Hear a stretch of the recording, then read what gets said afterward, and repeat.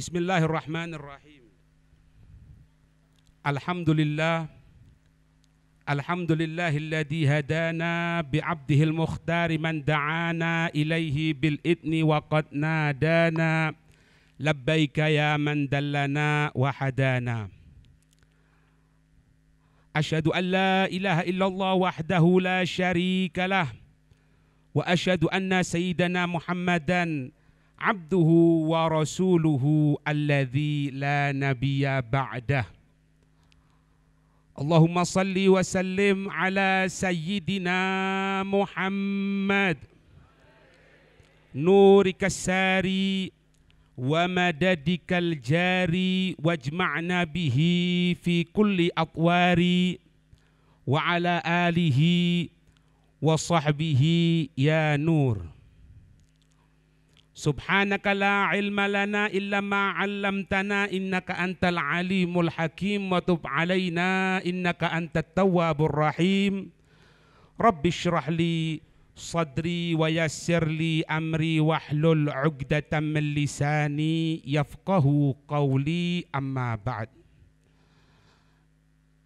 Assalamualaikum warahmatullahi wabarakatuh.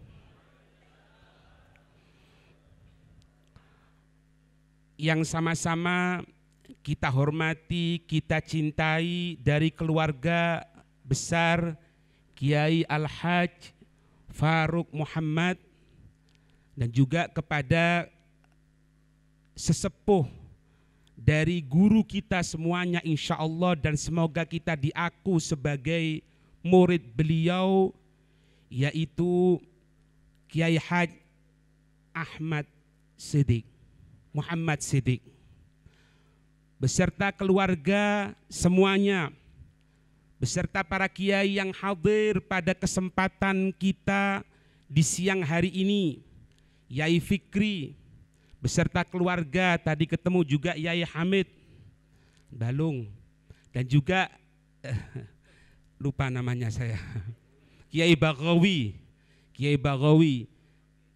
kesemuanya yang tidak kita sebutkan satu persatu tanpa mengurangi rasa hormat dari Al-Faqir kepada antum semuanya untuk mendapatkan pandangan rahmat, pandangan yang akan mengarahkan kita kepada Allah Subhanahu wa ta'ala.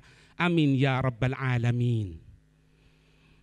Hadirin yang dirahmati oleh Allah, kita kumpul sekarang ini dalam acara haul. Kalau kita mau menarik dalilnya, kalau bahasanya orang-orang Nahdlatul Ulama, bukan cuma 1-2 kitab, tapi ribuan kitab. Ada satu perkataan yang pernah disampaikan oleh Sayyidi Dunnun Al-Misri. Beliau pernah menyatakan bahwasannya min alamatis sa'adati hubbus salihina wadunuwu minhum.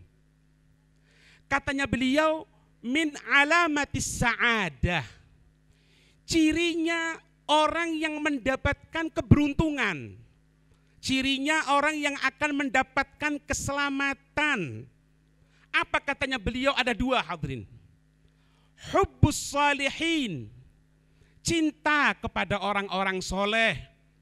Kemudian yang kedua, wadunuwu minhum, mendekat kepada mereka orang-orang yang soleh. Dekat hati, selain dekat badan kita, hati kita juga berpaut kepada mereka. Maaf hadirin, maaf. Kira-kira di antara antum semuanya tahu enggak profilnya Kiai Haji Farouk Muhammad? Kalau diambil prosentase 50 aja mungkin ngerti. Tapi kenapa kita hadir ke tempat ini? Kenapa? Satu hadirin, karena kita cinta kepada mereka. Kita cinta untuk supaya kita berada di dalam hati mereka. Dan perlu antum ketahui semuanya, kalau kita cinta kepada orang soleh, itu merupakan sesuatu yang wajib wajib kita laksanakan. Tapi yang hebat kalau orang soleh cinta kepada kita.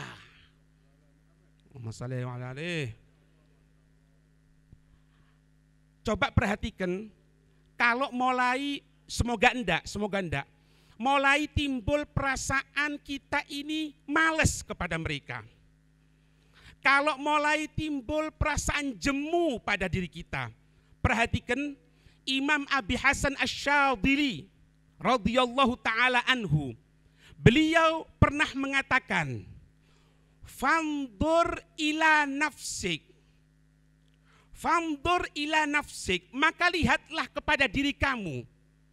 Idza kanat nafsuka mu'taridatun an ahlillah, naudzubillah, kalau hatimu mulai ada perasaan penentangan, tidak senang, tidak cinta, mengkritik, menjelek-jelekkan kepada mereka. Siapa yang dijelek-jelekkan? Ahlullah.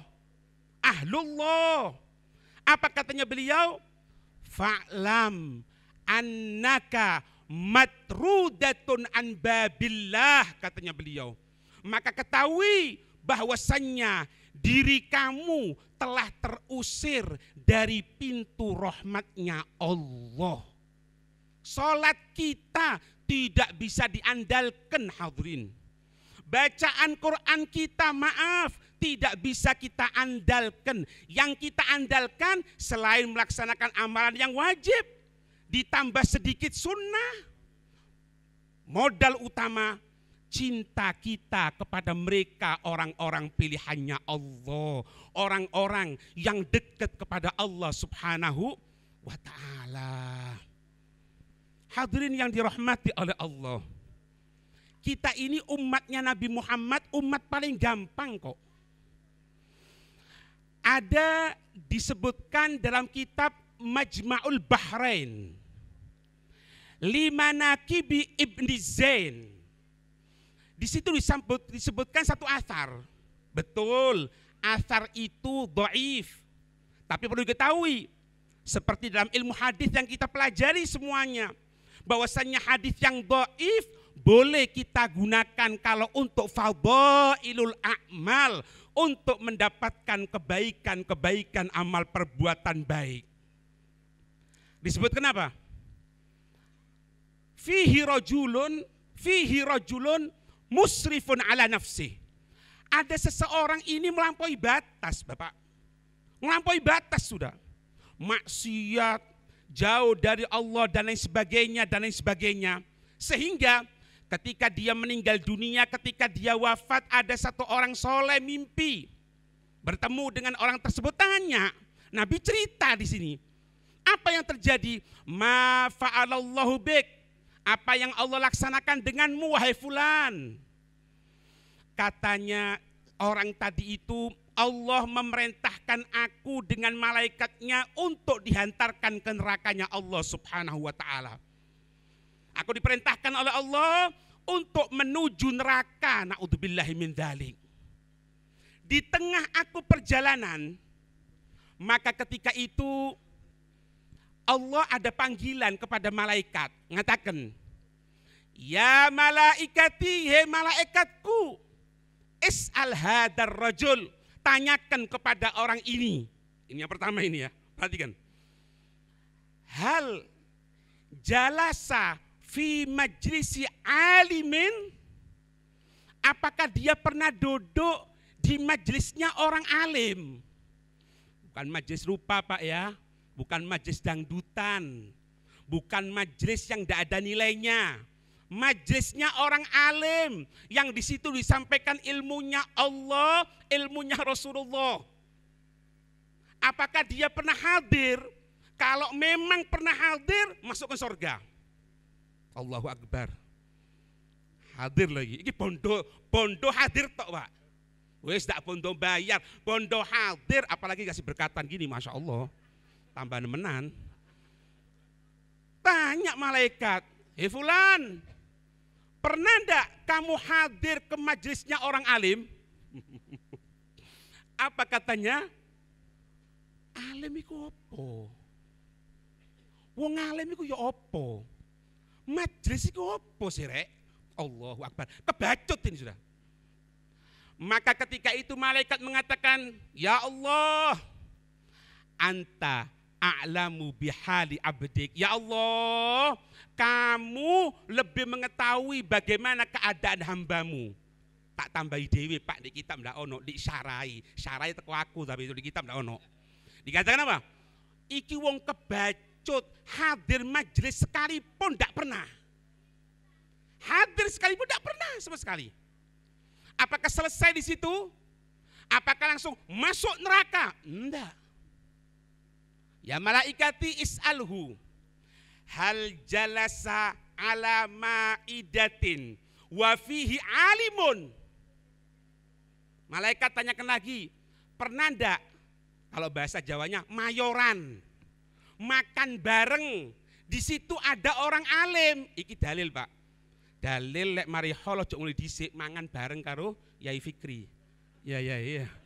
Iya. Lo dalil ku Pak, ojo guyu serius iki. Temenan iki. Sampean makan sama orang alim, orang ngerti ilmu agama, dalil lo iku. Pertanyaan Allah lo yang disampaikan kepada malaikatnya untuk ditanyakan kepada fulan. Pernah enggak kamu ini ibaratnya duduk di satu tempat gitu, ada makanan, kemudian kamu makan bareng-bareng, kemudian di situ ada satu orang alim. Katanya dia, di kitab ndak ono ya, tak tambahi dewi. Lek nang kafe lipo balak-balik rek. Lek nang Trasmat ya balak-balik ngopi di kono. Mosok ono ta Habib karo Yai kate ngopi di lipo kan ndak pantes. Ya ndak ono barengane karo dudu iyo. Tahu iyo ya? Iyo, ya sih iyo. Ya ndak ono, ndak pernah sama sekali.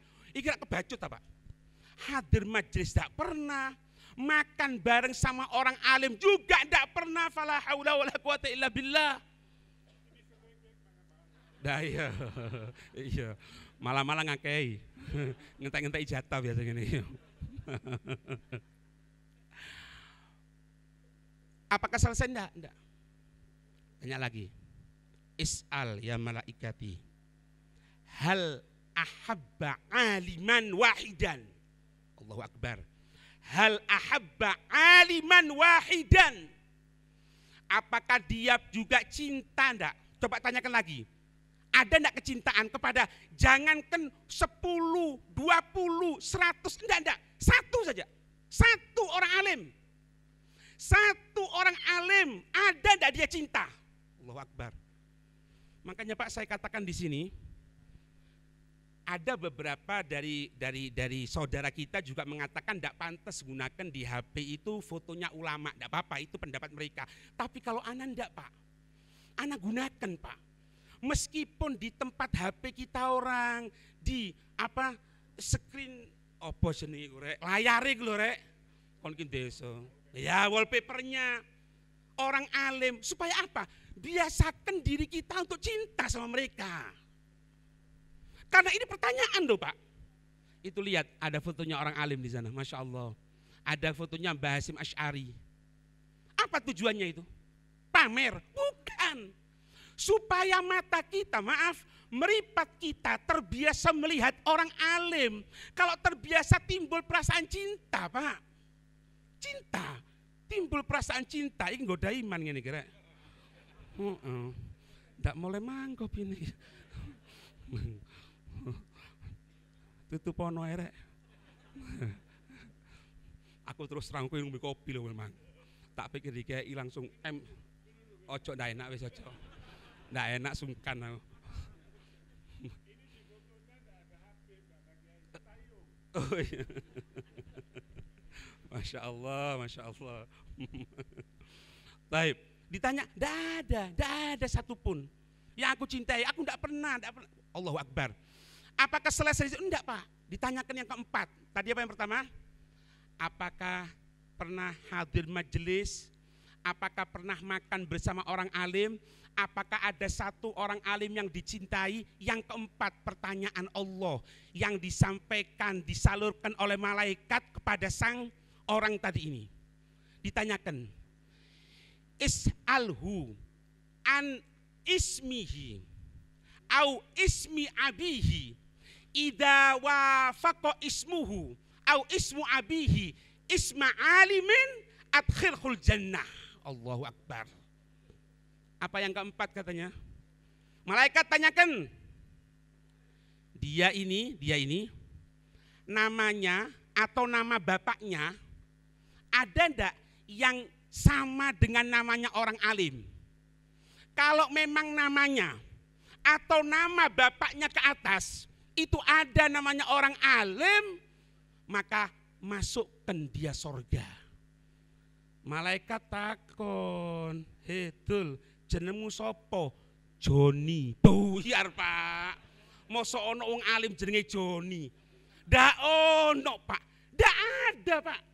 Makanya sampean jangan termakan omongan, maaf, orang yang kurang ngerti, Pak, yang mengatakan apa arti sebuah nama. Oh, ono arti ini, Kang. Ada artinya itu. Semua yang dilahirkan nanti akan dipanggil oleh Allah sesuai dengan namanya. Siapa namanya tadi itu? Itu yang akan dipanggil sama Allah Subhanahu wa taala. Apa yang terjadi? Maka ketika itu tidak ada sudah celah lagi. Tidak ada celah lagi untuk dia mendapatkan pengampunan dari Allah Subhanahu wa taala. Apa yang terjadi ketika itu? Maka Allah perintahkan untuk dia tadi itu menuju neraka. Di tengah perjalanan Allah menyatakan, "Ya malaikati adrik bi abdi adkhilhul jannata." Hei malaikat, berhenti dulu. Bukan ini berarti Allah membatalkan keputusan, enggak, Pak. Ini maknanya Allah menunjukkan bagaimana rahmatnya Allah kepada umatnya Nabi Muhammad. Allahumma shalli wa sallim alaihi. Katakan kepada umatku itu bahwasannya dia fulan ini masukkan ke sorga Allah Subhanahu wa taala, masukkan sorgaku wahai malaikat. Bimada ya Allah? Malaikat penasaran tanya, dengan apa ya Allah? Apa jawaban Allah, Pak? Ini, Pak, ini pentingnya kita dekat sama orang alim, kita hadir majelis hall, kita menyatakan cinta kepada orang alim. Apa katanya Allah Subhanahu wa taala? Firman Allah Subhanahu wa taala, Allah menyatakan bahwasannya kana fid dunya yuhibbu rajulan wa hadzal rajul yuhibbu aliman. Jadi paralel ceritanya ini. Katanya Allah Subhanahu wa taala, ketahui bahwasannya fulan ketika hidup di dunia cinta kepada fulan. Fulan yang dia cintai ini kebetulan dia cinta sama Yai Fikri. Masukkan surga karena dia cinta kepada orang yang cinta kepada orang alim. Ibu surga. Pak, mosok rek ndak oleh bantuane Allah. Wis mulai jam piro sampean nunggu di gini, Pak? Maca maulid yo iya. Maca Al-Qur'an sampean dengerkan, sampean duduk sekarang ini. Masuk rek ati mlebu neraka. Kok nemen-temen bosone kita orang. Sudah, Pak. Maaf, saya meminjam kalimat yang sering disampaikan oleh guru kita Habib Taufik. Ini bukan untuk para yai, rek. Enggak, ini untuk golongan kita orang nih. Tak batasi gini. Tak batasi gini. Apa, Pak? Maaf. Kalau kita sudah jadi produk gagal, jangan jadikan keturunan kita produk gagal juga. Kalau kita, maaf, jangankan mempelajari, mentelaah Al-Quran, tafsir Al-Quran. Kadang-kadang kita, maaf, baca masih belepotan. Jangan jadikan anak kita seperti itu. Kita sudah bergelimang dunia terkadang. Hidup bergelimang dunia. Nawaitul i'tikaf bukan fi hadal masjid, fi hadas suq. Aku niat i'tikaf di pasar ini. Waduh, pasar tok urusan ini. Anak kita jangan jadikan seperti itu. Karena sambungan akan ada, Pak. Semenjak kita memper menyerupai kepada mereka orang-orang yang alim. Lebih-lebih, Pak, coba perhatikan, ana mendapatkan cerita tentang Kiai Haji Faruk Muhammad. Dikatakan bahwasannya beliau sudah dalam keadaan sakit tapi tidak pernah meninggalkan untuk ngajar. Suaranya bagus, Al-Quran sempurna, ngajar ilmu agama sampai akhir umurnya dalam keadaan mengajar ilmu agama. Lihat, dari keturunan yang baik, maaf, semoga dijadikan ini perasaan ikhlas karena Allah Subhanahu wa Ta'ala. Ana pernah dengar apa-apa yang disampaikan Kiai Fikri. Beliau pernah menyatakan kepada kita bahwasannya ketika itu di Masjid Raudhatul Mukhlisin, beliau pernah mengatakan waktu itu 25 tahun sudah membaca tafsir Al-Quran, pengajian tafsir Al-Quran 25 tahun. Kaget aku Pak, selawe tahun pengajian kok betanemen, ternyata abahnya seseorang yang berjalan di jalan Allah Subhanahu wa Ta'ala. Maka jangan kaget kalau keturunannya menjadi orang-orang yang bisa dibanggakan oleh Allah dan Rasulnya. Allahu Akbar. Ini yang kita harapkan Pak, kecipratan. Hiya jannatul khuldu toba naziluha liqaumin aqamu huquqallah fis sirri wal jahri. Katanya para ulama, sorga yang penuh dengan kenikmatan yang kekal, tidak ada di sorga sumpek Pak, susah, tidak ada. Itu diberikan kepada mereka kaum yang dia tadi itu aqamu huquqallah, yang mereka tadi itu melaksanakan hak-haknya Allah fis sirri wal jahri, baik dalam keadaan sendirian, baik di halayak ramai. Meninggalnya malam jam 10, tapi masih tetap dipapah untuk melaksanakan sholat, tidak ditinggalkan sholat. Ini Kiai Haji Faruk, tidak ditinggalkan. Wakam berapa banyak? Di antara guru-guru kita Pak, ada mereka yang meninggal tengah baca kitab Ihya Ulumuddin. Baca kitab Ihya Ulumuddin bersama murid-muridnya dalam keadaan sakit yang parah. Apa mereka dilaksanakan? Ketika membaca, datang ketentuan Allah, meninggal, ini kitab Ihya masih berada dalam dada beliau di hadapan para muridnya. Aqamu huquqallah, mereka melaksanakan hak-haknya Allah fis sirri wal jahri. Rijalun kiramun azzamul Qur'an wasunnatal gharra wal anjumiz zuhur. Mereka orang-orang pilihannya Allah adalah orang-orang yang mulia. Karena apa? Megang Al-Quran, tidak mengucapkan sesuatu kecuali dalil Quran Pak, kecuali hadis, kecuali mengerti ilmu yang akan dia laksanakan tadi itu, dan sunnahnya Nabi, dan al-anjumuz zuhur. Siapa? Cinta kepada para sahabat Nabi sebagai anak murid baginda Rasul Sallallahu Alaihi Wasallam. Maaf, saya katakan di majelis yang penuh barokah ini, siapapun dia, siapapun dia, mau Habib, mau Kiai, mau Gus, tapi kalau mengajarkan kebencian kepada salah satu sahabat Nabi, hati-hati, dia bukan ahlus sunnah wal jamaah. Jangan ikuti sama sekali. Yang kita ikuti adalah mereka, orang-orang yang cinta kepada Allah, cinta kepada Nabi Muhammad, cinta kepada para sahabatnya Nabi dan keluarga Nabi Muhammad sallallahu alaihi wasallam. Wa madau ala gastis sabili godaman ala godamin bijid'in auza'i. Mereka ini berjalan di jalannya Allah, telapak demi telapak Pak. Lihat, di sini Yai buat Rotib Haddad. Di Pasuruan Yai Hamid baca Rotib Haddad. Dari guru beliau Habib Ja'far bin Syaikhon. Dari guru beliau bersambung sampai penyusun Ratib Haddad Al-Habib Abdullah. Tidak ada yang bertentangan sama sekali. Godaman ala godamin, satu langkah, satu langkah, satu langkah, tidak berubah sama sekali. Maaf. Bahkan dari cara gunakan imamah bersanad, jangankan ilmunya, jangankan dzikirnya, jangankan perilakunya tiap waktunya, dalam menggunakan imamah bersanad. Ana bawakan satu cerita dari perkataan Habib Abdul Bari Al-Idrus, salah satu murid Habib Ali bin Muhammad Al-Habsyi.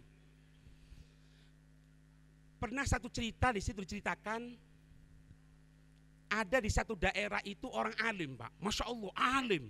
Panutan umat, pilihan umat. Apa yang terjadi ketika itu? Sang alim meninggal dunia, sang alim wafat. Maka orang-orang tanya, ini gimana ini? Yang gantikan orang alim ini siapa? Semua anak-anaknya ini kita tidak tahu. Coba tanya kepada orang alim di daerah sana, datang ke sana Pak, tanya kepada satu orang alim, gimana? Diceritakan gini. Apa jawabannya? Coba kamu pilih anaknya yang paling alim dari segi keilmuannya. Orang-orang jawab, semuanya itu orang alim. Semuanya itu jangankan baca kitab tegak gini, dibalik semoco. Hebat baca kitabnya. Oh gitu. Yang paling ini sudah, yang paling dia tadi itu melaksanakan apa-apa yang dilaksanakan orang tuanya. Semuanya orang ahli ibadah. Terakhir pertanyaan sang alim itu apa? Siapa di antara mereka yang paling memper pakaiannya? Yang paling menyerupai pakaiannya. Tapi ingat, bukan pakaian yang pertama kali. Setelah keilmuan, ibadah kepada Allah istiqomah, baru ditanyakan siapa yang paling memper pakaiannya. Oh ada anaknya yang nomor sekian. Ya sudah, itu angkat jadi penggantinya. Karena apa? Dia adalah yang paling memper dengan orang tuanya yang alim. Kita pun sama Pak. Kalau kita mau niru Yai Muhammad Siddiq, mau niru Kiai Faruk yang suaranya enak, wong suaranya kita orang nyempreng rek. Mau hebat, sulit, memper. Anak sering memberikan gambaran, sering Pak saya berikan gambaran. Maaf ya, hebatnya pakaian yang kita gunakan ini, meskipun tidak pantas loh Pak gunakan gini, anak pribadi. Kira-kira, le aku hati mampir nang lipo misali, imam aku tak gawe, serbanku tak gawe. Enggak. Saya copot. Kenapa? Enggak pantas pakaian loh ini. Ternyata pakaiannya orang alim, kalau kita gunakan untuk ittiba, mulia. Mendapatkan kemuliaan di sisi Allah Subhanahu wa ta'ala. Terus hati-hati. Ini yang merupakan paling penting. Setelah kita mengerti ilmu agama, kita mengerti tentang masalah syariat. Hati-hati, ilmu agama, syariat akan hancur ketika orang tidak berakhlak. Ketika mulutnya tidak berakhlak, ketika pengucapannya tidak berakhlak, ketika perbuatannya tidak berakhlak, maka ilmu, kemampuan yang dia miliki hancur. Ulama mengatakan, ad-dinu fil khuluq wa man la khuluqa la dinalahu. Agama ini intisarinya ada di perangai Pak, sifat perangai manusia, akhlaknya. Kalau orang tidak berakhlak, sama saja dia tidak berilmu, sama saja dia tidak memiliki ilmu sama sekali. Disebutkan Pak dalam kitab Mukhtarul Anwar fi Siyari Qaumil Akhyar, kalangan Imam Asy-Sya'rawi. Beliau di situ menceritakan di daerah Tuton. Tuton itu daerah Shimal Mesir, daerah utara Mesir. Ada satu orang alim namanya orang alim itu adalah badrut tamam. Ya bisa tahu, ya opo alime Pak. Wajahnya itu begitu terangnya, begitu putihnya, sampai dinamakan dengan badrut tamam, bulan purnama yang sempurna. Dia ngajar, beliau ini ngajar Pak, beliau ngajar. Apa yang terjadi ketika itu? Setelah beliau ngajar, ada satu orang, kalau bahasa kita orang ustadz baru, namanya Ahmad. Ustadz baru namanya Ahmad, ngajar juga di daerah sana. Apa yang terjadi ketika itu? Ketika dia ngajar itu Ahmad, ada beberapa murid beliau yang juga hadir ke tempatnya si Ustadz Ahmad ini, datang ke sana. Sehingga pengajian yang biasanya diasuh oleh sang Badrut Tamam ini mulai agak kurang sedikit. Timbul perasaan iri, timbul perasaan dengki, timbul perasaan marah. Sehari, 2 hari, 3 hari, sampai beberapa waktu seperti itu, timbul perasaan hawa nafsunya mencaci maki sang orang alim yang namanya Ahmad tadi ini. Dicaci maki, dijelek-jelekkan. Apa yang terjadi setelah itu? Allah subhanahu wa ta'ala, ayo Gus teko penceramah. Cukup ya? Penceramah kedua sudah datang, alhamdulillah Beb. Aku wis ngelak mulai mang. Oh gitu ya.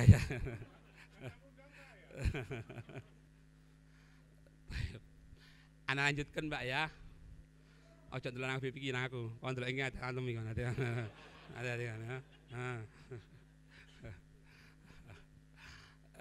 Awet tadi Pak mangkel Pak.